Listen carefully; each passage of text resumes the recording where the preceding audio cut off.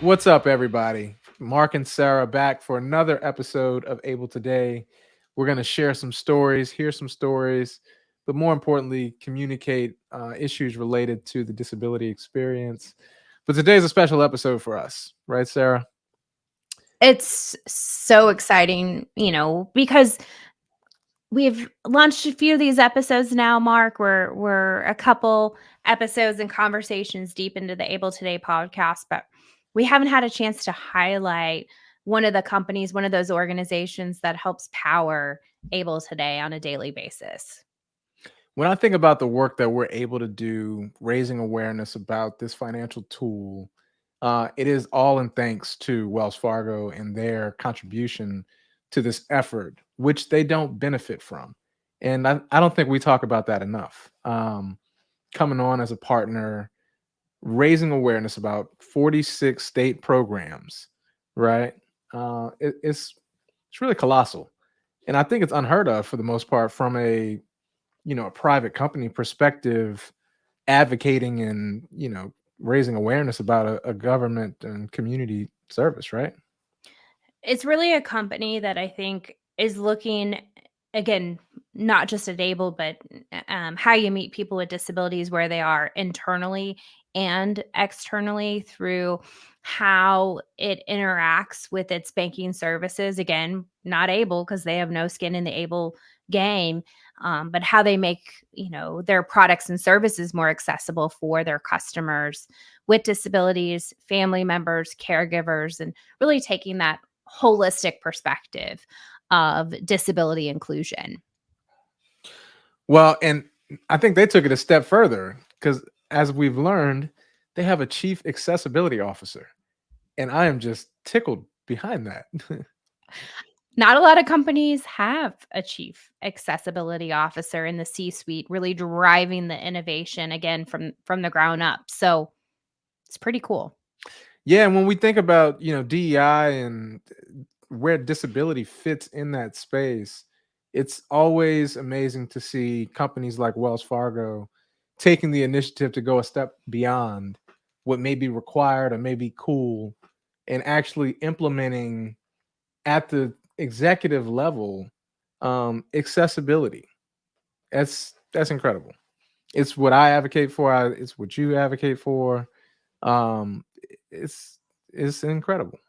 It's pretty awesome, and we get the opportunity to work with multiple different facets of Wells Fargo with the foundation, with our guest here, with the employment folks. And so when we reached out to our amazing advocates, Bonnie and Lawrence at the foundation, they really wanted Andrew, our upcoming guest, to be the one that kind of talks about what the company is doing, top down and bottom up to meet people with disabilities where they are. Love it. Well, with no further ado, everybody, let's welcome Chief Accessibility Officer Andrew Holbrook to the show. Andrew, great to have you on with us. Can you talk to us about your background and what led you to this new position?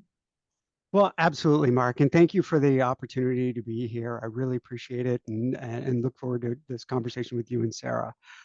I should probably start with my personal story, which is I was born hard of hearing, been wearing hearing aids since I was 7 years old, got my first pair at a Sears and Roebuck back when they sold hearing aids, if you will, should give you some sense of how long I've been wearing them. But when I entered the workforce, it was before the ADA, it was before the Americans with Disabilities Act. And so, people with disabilities often had to make career and financial choices because of the lack of protections that didn't exist until the ADA was around. My parents taught special education for years. I saw what their students experienced. I saw what I experienced.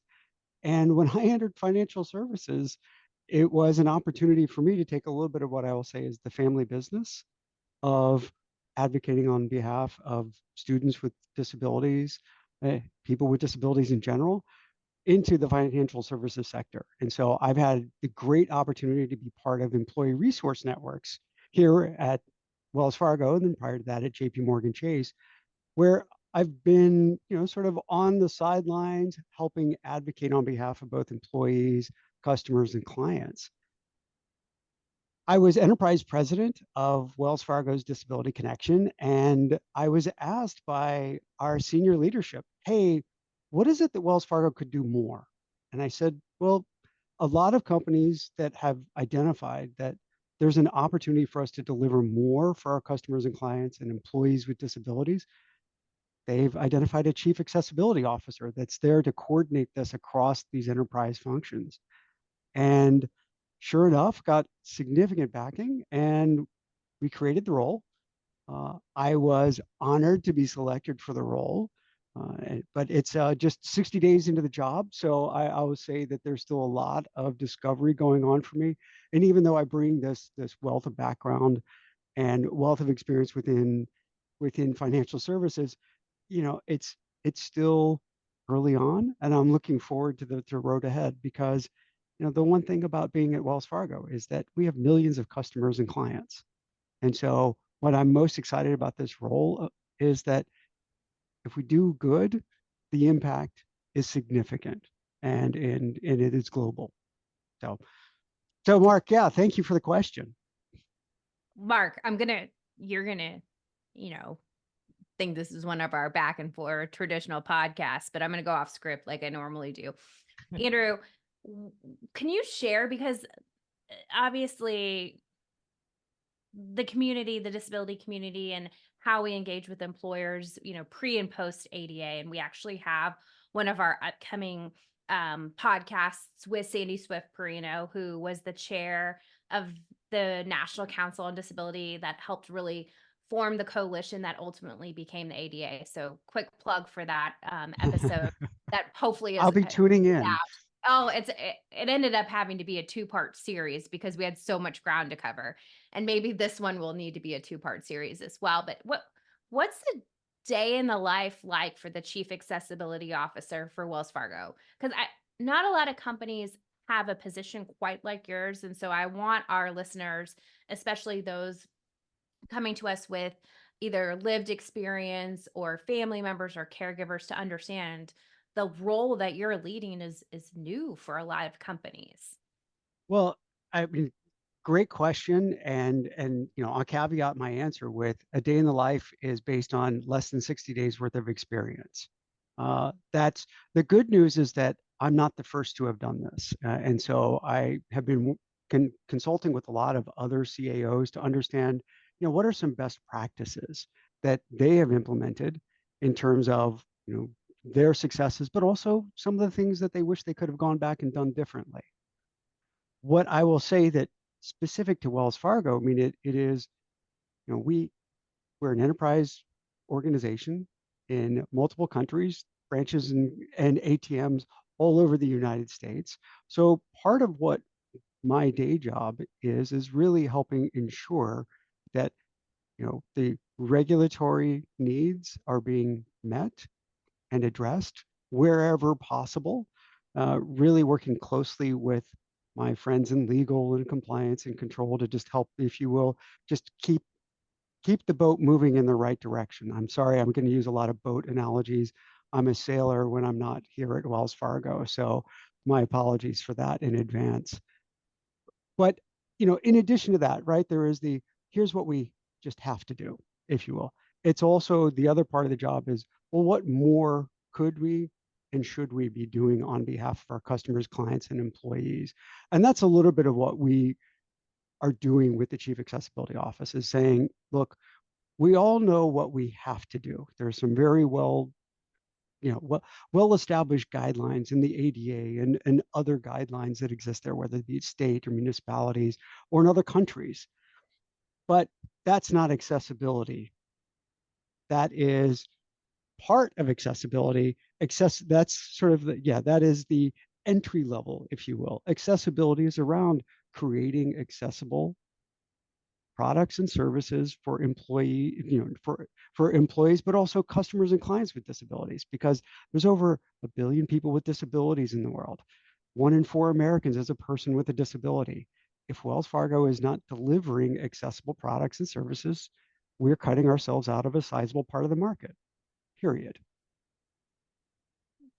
Absolutely. It's an evolving, I'm sure it's an evolving role, an evolving leadership role. And, we constantly talk about this at Able today, with our partners and stakeholders all across the country, is we need to do a better job of meeting individuals and stakeholders where they are and providing the most accessible resources possible. And that looks very different when you cut across a very diverse disability community Mm-hmm. that is not monolithic. We need to provide better resources and tools to individuals and communities no matter where they are.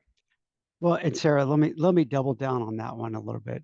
Thanks for giving me that entree, if you will. So a large part of what I see accessibility addressing has knock-on effects for people who wouldn't necessarily identify themselves as being a person with a disability, Hmm. and that large language or large font has implications for people that are aging, that may not necessarily be able to see as well as they once did, not just people that are low vision.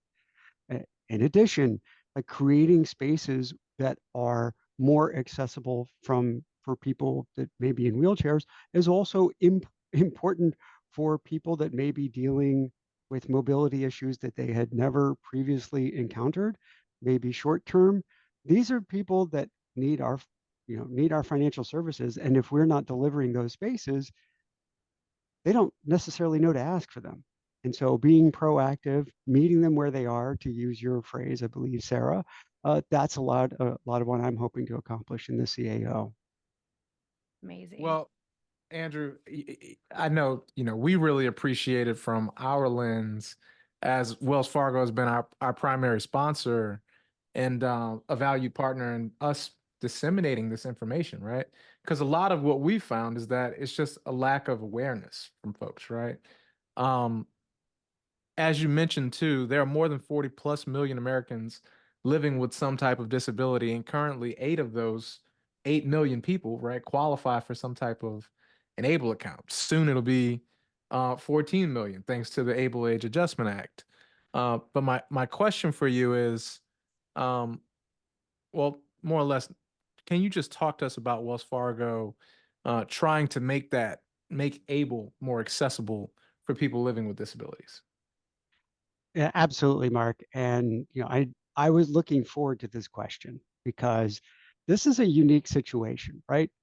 Wells Fargo does not offer able accounts. We don't we are not responsible for those financial service products. Right. It is something that is administered by a, an other people, if you will. So why is it that Wells Fargo, what interest should we possibly have in touting somebody else's financial product? Well, and I mean the short answer is one. I mean it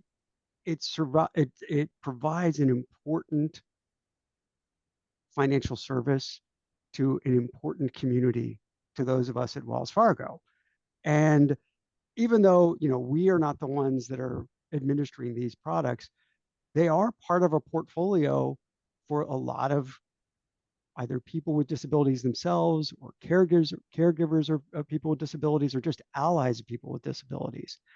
And so much so that you know our wealth investment management financial advisors, they're trained on able accounts to offer as part of a portfolio of financial service needs for this community that able helps serve, that Wells Fargo hopes to serve as much as possible. And it's not, it is, when I say portfolio, Wells Fargo offers products that are specifically tailored to this community. Our special needs trust organization looks at able accounts as an important portfolio as part of that. But I mean, I'm excited about being able to highlight our partnership, because it is in part to say, look, when we at Wells Fargo are doing well for the communities that we serve, even if it's not necessarily going straight to our bottom line, it's an important service that we're providing to help raise the financial health of the communities that we serve. And so that's what I'm excited about able accounts. And I would just also encourage everybody to say, look, if you are in this space and you are interested, able accounts are an important product. There are other products that are out there that can help you. And I will do the Wells Fargo plug and say, if you want to talk to a Wells Fargo advisor, we've got specialists that are trained to help identify what's the right solution for you. And able accounts are often a part of those solutions. I love that. I mean, to your point, this is about building community, and in this case, the disabled community, right? And you know, it's not going to impact your bottom line, but it builds the ecosystem. It does, and I would say that this community is growing. And so if, to my earlier point with Sara, it's like if we are not meeting the community where they are today and where they're going to be in the future, then we're losing out on that opportunity to have that conversation. And so, yeah, thanks, Mark, for getting me a chance to tie those two conversation streams together. Well, and Andrew, to jump in here, we at Able Today, we often talk about the data because, data drives decisions and public policy and hopefully disability transformational change. Mark and I talk a lot about how, as a community, no matter where you come at it from your lived experience, we still are making up for lost time. We have a lot of discriminatory laws still on the books. ABLE was a step in the right direction that allowed for individuals with disabilities to have equity in being able to save money and maintain their benefits. I mean, that's the whole goal. But we have 162,000 ABLE accounts, and in those 162,000 ABLE accounts, we have $1.74 billion with a B in assets under management. I beg to argue that a lot of those individuals that have ABLE accounts already and that are investing their funds and their sources or resources, have some sort of, connection or family member to somebody who may or bank with Wells Fargo already or potentially in the future. And I would so, hope so. yeah, we hope so. But it's just incredible to see that an institution like Wells Fargo, who doesn't, again, have any skin in that ABLE game, is promoting the health and the financial literacy of people with disabilities by, supporting ABLE Today and all the important work that we do. It's incredible. Well, and Sara, I mean, I'm going to pick up there because I continue to be in awe of our team that manages the special needs trusts, Mhm. because this this product exists so that people that need benefits still qualify for those benefits, and in such a way that our advisors are actively managing the financial health of people with disabilities that need the benefits. And we're this product not in place, or products not like able not in place. I mean, just imagine what would befall to people who need these medical benefits, who need these other benefits, if those weren't made available because because people weren't there actively managing and helping make sure that the statutory needs get met, but also the financial needs of this community are met. Then I don't want to think about that future. I don't want to think about that past. That, like that's that's something which I'm so glad that our partnership exists, so that we can continue to move the community forward from a financial health perspective. And why I was so excited to come talk to all of you today. And Mark knows this, but we give a lot of ABLE presentations.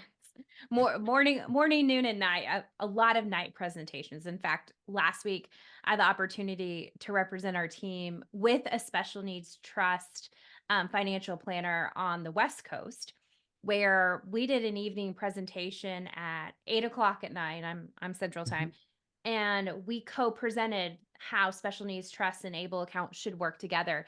And we provided that information, that content with one of our ABLE programs from the West Coast.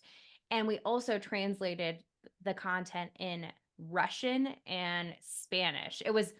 it was wonderful. So that's my favorite thing to talk about is how Able fits into your financial planning future. And it's just incredible that, you have that piece and then you're promoting Able kind of as that parallel tool that should work for the individual in the family. Mark, one question, then I'm going to turn it back over to you for Andrew. We talked a lot about meeting individuals where they are, and Andrew, one of the things, the unique tools that kind of came out of our partnership between Able Today and Wells Fargo was some of our ASL, first person ASL tools. And I know that was really important to you because of your background and lived experience. But could you talk a little bit about just the uniqueness about how Wells Fargo has been able to connect Able Today to some of those existing disability partnerships that you all have had for a number of years? Well, first of all, let me applaud the translation of the materials into Russian and Spanish. I mean, that's just amazing. I think, yes, I'm glad you mentioned the American Sign Language ASL partnership that we have, because I'm born hard of hearing. I am not ASL proficient. It is something which I balked at learning when I was a child, as a stubborn, let's say, defiance of my parents that no, no, no, I'm never going to learn this. And one of the worst decisions that I ever made, if you will, not listening to my parents. I For those of you that are listening that do have parents, which all hopefully listen to them. They usually know things. Anyway, Mark, Rhonda, I see some similarities here. I know. Gonna She's hear probably you. around. Mark has the most amazing mom, Andrew. Hopefully, she's gonna make I, a cameo, or she might be behind the scenes You there. can't say her name too loud. She can hear it. uh, I, I promise not, but I'm going to use the Mark Twain quote, right? When I was 17 years old, I thought my father was the dumbest man on earth. 5 years later, I thought he was the smartest. I don't know if that's true, truly attributed to Mark Twain, but I frequently try I to bring that. 100% agree. Anyway, sorry, that aside, if you will. So, American Sign Language, near and dear to my heart, helping enable Able to translate, to bring our materials, not translate, because it's not just translation, it is meeting ASL proficient human beings where they are. ASL is its own language, it has its own conventions, and being able to bring a financial service, a financial product like Able to people that are ASL proficient. That's something that's, that we were excited to be part of that. It's something which at one point, Wells Fargo employees that worked in branches that were ASL proficient, their name badges used to signify that. That no longer is the case. It is something that, something that I'm hoping to revisit at some point, because ASL proficiency is rampant. It's becoming a growing need. Those that are on video, I'd say, or those that cannot see the video, I am drinking from my Ohio State University cup, which is my proud alma mater, where I got my PhD and master's. In 2021, what Ohio State developed an ASL minor. It is that department is so overrun with business right now that I reach out to them and say, "What can you tell me about it? What's going on?" And they're like, "Sorry, Dr. Holbrook, we're busy. We're way too busy to respond to you." But I think what it is what I was really excited about having the Able accounts appear in ASL is because I know anecdotally that this is a huge community, and that meeting the community where they are, it's not something that everybody takes the time to do. And by doing so, you encumber an affiliation that hopefully lasts. And so I was really excited to be part of that. And I'm hoping that we expand, quite frankly. Whether it be at Ohio State, whether it be with Able, whether it be at Wells Fargo, the ASL community is pretty large. It's getting bigger. and bringing as many people into the fold is really helpful. Uh, I just need to learn myself again because I forgot pretty much everything that I was taught as a child. And, this is something which in my new role, this is something I'm really focused on. Okay, I got to redevelop that skill. So anyway, That's amazing. Well, I got a caveat because you brought it up. PhD in political science. I'm learning that we have some ties. You taught at the University of New Orleans? that is correct. I will say that I had one of the most poorly timed academic careers in history. In that, I got my PhD in May of 2005. Was given an appointment at the University of New Orleans as a tenure track professor teaching political science and statistics. University of New Orleans, love the university. I'd still be there were it not for something, really tragic that happened, which is Hurricane Katrina hit Yeah. on August 29th of 2005. And so Mark, I know, we've got this shared experience. I mean, let's just call it what it is, which is the people of New Orleans are some of the most fun-loving, warm-hearted, gracious human beings that exist on the planet, or at least those that I've had the pleasure of meeting. And even though Hurricane Katrina hit, I resigned from the University of New Orleans after teaching all of 2 weeks. I stayed active in the community. I'm still active in New Orleans. I was just down there last month. I miss the city. I love the city. Uh, and were it not for that horrible tragedy, I'd probably still be, very, in New Orleans, if you will. That said, it's something I carry with me every day, and something which I bring to what I do here every day at Wells Fargo, and in that watching the community come back, rebuild, see what's going on in New Orleans. It's wonderful to see. But yes, but the New Orleans connection, I'll just say this: between New Orleans and San Francisco, we both got good cuisine. I tell you that. But I do miss my etouffee, so I try to get down there as much as I can.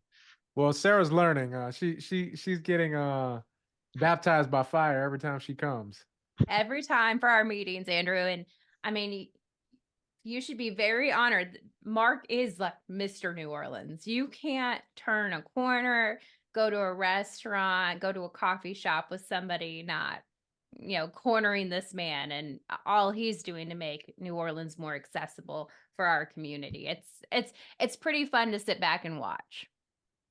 Well, I'm so glad you said that because yeah, I mean let's call it what it is. New Orleans is a city that's built, with underwater in certain regards, and Yeah. and so that doesn't have good impacts on the roads and the streets and the accessibility. So Mark, thanks for doing that because I know the sidewalk in front of my house when I moved in. Oh my goodness, if you were in a wheelchair, you were not getting over that sidewalk, and Yeah. or at least without a good run up and a push, and there's going to be a nice little jump off of that nice little that ramp that we had built. But hopefully that is being addressed and continues to be addressed because it's important to make sure that accessibility in that great city is cared for.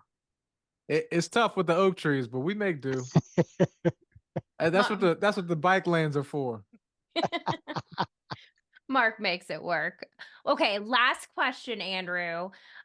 We ask all of our guests this question as a wrap up, but can you tell us what's the best thing about Able accounts? I Where do I start? In that, I mean, you mentioned I have a background in political science. To me, I'm informed by a lot of political philosophy.